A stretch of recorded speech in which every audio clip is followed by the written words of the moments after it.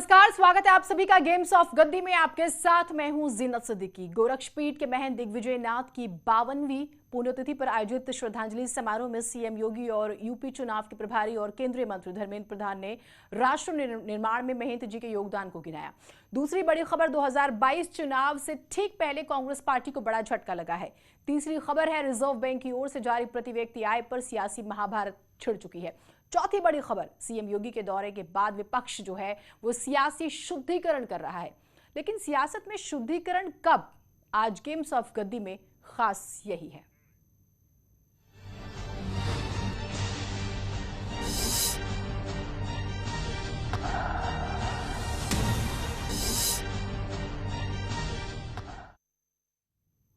गोरखपुर में गोरक्षनाथ पीठ के पीठाधीश्वर ब्रह्मलीन महंत दिग्विजयनाथ की 52वीं पुण्यतिथि पर भव्य कार्यक्रम का आयोजन हुआ।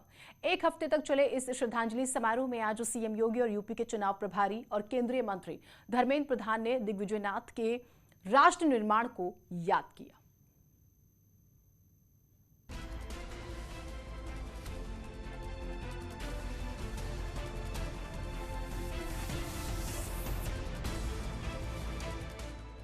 गोरखपुर में गोरक्षनाथ पीठ के पीठाधीश्वर ब्रह्मलीन महंत दिग्विजयनाथ की 52वीं पुण्यतिथि पर भव्य कार्यक्रम का आयोजन हुआ।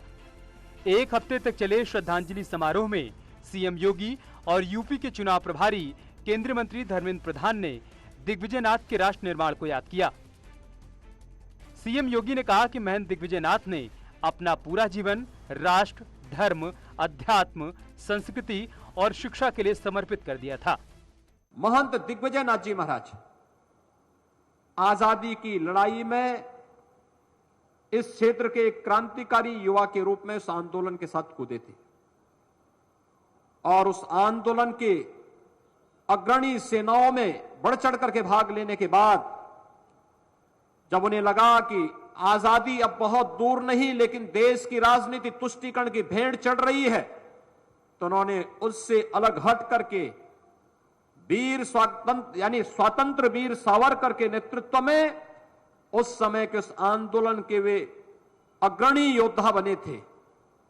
जहां देश की स्वाधीनता के उस कालखंड में वे इस युद्ध को निरंतर आगे बढ़ाते रहे, इस आंदोलन को आगे बढ़ाते रहे, वहीं आजाद भारत में किस प्रकार के नागरिक होने चाहिए, 1932 में महाराणा प्रताप शिक्षा परिषद की स्थापना उन्होंने इसी गोरखपुर में की थी। महंत दिग्विजयनाथ के विचारों को रखते हुए सीएम योगी ने वर्तमान सरकार को गरीबों की हितैषी बताया। हर एक उस गरीब की न जाति देखना है, न क्षेत्र देखना है, न उसका चेहरा देखना है, न उसकी भाषा देखनी है। भारत का नागरिक है, जरूरतमंद है, उसको इस सुविधा का लाभ मिलना ही चाहिए। यही है सबका साथ सबके विकास का, और यही तो भाव हमारे पूज्य संतों का था। सर्वे भवन्तु सुखिना सर्वे संतु निरामया का। यही वह भाव, सनातन भाव है जो हमें दुनिया से अलग करके रखता है। वहीं यूपी के दौरे पर आए 2022 के चुनाव प्रभारी और केंद्रीय मंत्री धर्मेंद्र प्रधान भी महंत दिग्विजयनाथ की श्रद्धांजलि समारोह में शामिल हुए। धर्मेंद्र प्रधान ने मोदी सरकार और प्रदेश की योगी सरकार के काम की सराहना की और महंत दिग्विजयनाथ जी को दूरदृष्टा करार दिया। उन दिनों में आजादी के पहले और आजादी के उपरांत इस पीठ ने, दिग्विजयनाथ जी ने जो प्राथमिकता दिया है महिला शिक्षा के बारे में, उसकी उल्लेख अभी 2020 में किया गया है। कल्पना करिए दृष्टि कब बनी थी।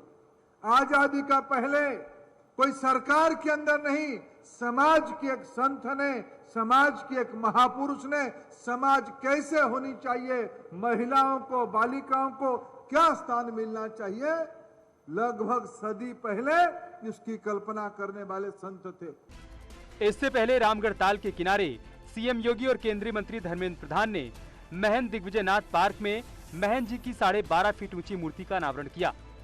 आजादी की 75वीं वर्षगांठ पर सरकार अमृत महोत्सव मना रही है। महंत दिग्विजयनाथ के श्रद्धांजलि समारोह को इसी से जोड़कर देखा जा रहा है। न्यूज़ 18 के लिए गोरखपुर से रामगोपाल द्विवेदी की रिपोर्ट। 2022 यूपी चुनाव से पहले कांग्रेस के एक और ब्राह्मण नेता ने पार्टी का साथ छोड़ दिया। पूर्व मुख्यमंत्री कमलापति त्रिपाठी के प्रपौत्र ललितेश पति त्रिपाठी ने कांग्रेस पार्टी छोड़ दी।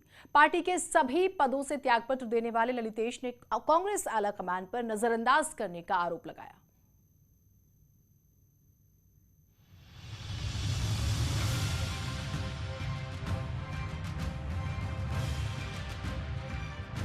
चार पीढ़ियों तक कांग्रेस से जुड़े रहने वाले ब्राह्मण परिवार के दिग्गज नेता ललितेश पति त्रिपाठी ने कांग्रेस के सभी पदों से त्यागपत्र दे दिया। पूर्व मुख्यमंत्री और दिग्गज नेता कमलापति त्रिपाठी के प्रपौत्र ललितेश पति ने कांग्रेस आलाकमान पर अनदेखी का आरोप लगाते हुए पार्टी को अलविदा कह दिया। वो तमाम साथी जो कभी स्वतंत्रता आंदोलन से जुड़े थे, चाहे जो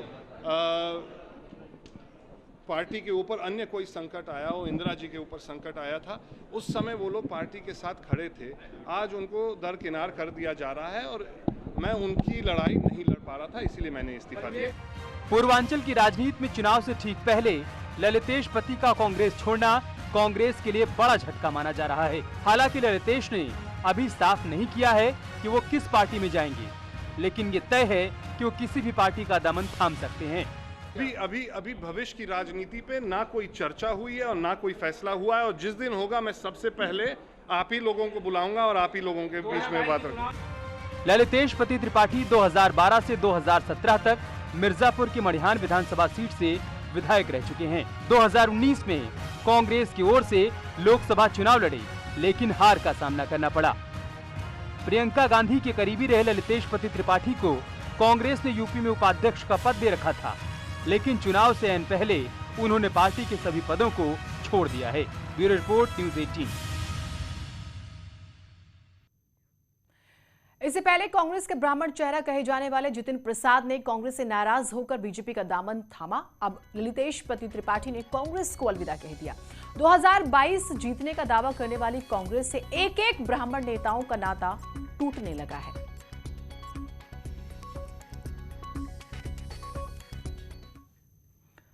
और ऐसे में कांग्रेस से ब्राह्मण नेताओं के छोड़ने से कई सवाल खड़े हो रहे हैं कि जैसे क्या कांग्रेस में ब्राह्मण नेताओं की अनदेखी हो रही है?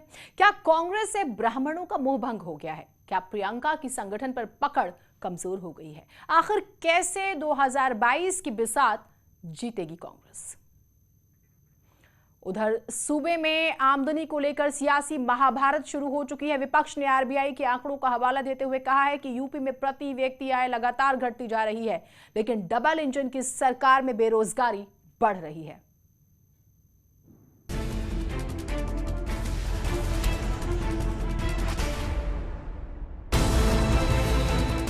– 2022 के विधानसभा चुनाव से पहले वार पलटवार का दौर शुरू हो गया है। आज विपक्ष ने एक सुर में प्रति व्यक्ति आय को लेकर सरकार को घेरा। महोबा पहुंचे समाजवादी पार्टी के अध्यक्ष अखिलेश यादव ने यूपी में प्रति व्यक्ति आय घटने को लेकर सरकार पर हमला बोला। कुछ जगह के आंकड़े आए आरबीआई से कि प्रति व्यक्ति आय घट गई है। जब से उत्तर प्रदेश में भारतीय जनता पार्टी की सरकार आई है, प्रति व्यक्ति आय गिर गई है, नीचे हो गई है।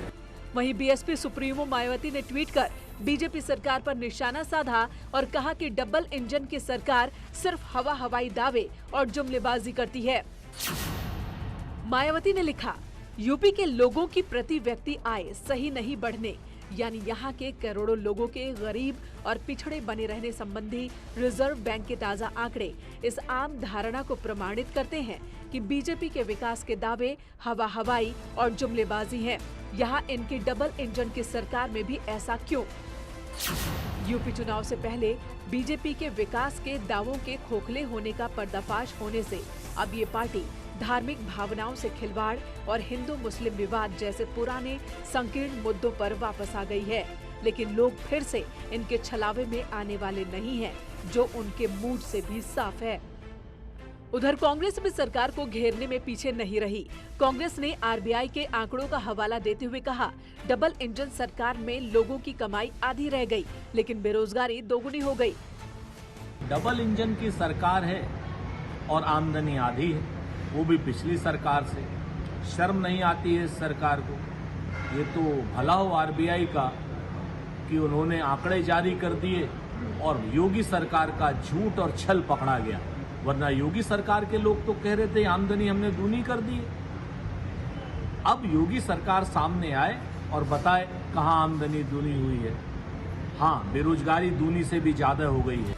बहरहाल आमदनी को लेकर अपनी अपनी सियासत चमकाना कोई नई बात नहीं है, लेकिन आम लोग सिर्फ यही चाहते हैं कि उनकी आमदनी बढ़े। उन्हें सियासी वार पलटवार से क्या मतलब। Bureau report, news 18। एक छोटा सा ब्रेक ले रहे हैं, कहीं मत जाइएगा।